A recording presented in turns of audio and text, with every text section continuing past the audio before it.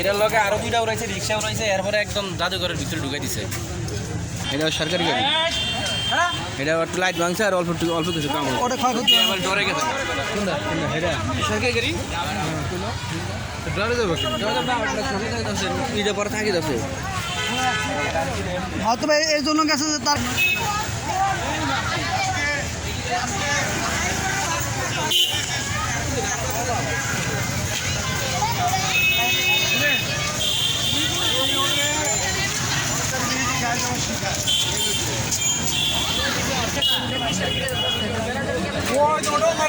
ওটা মারিয়ে দিয়েছে নাকি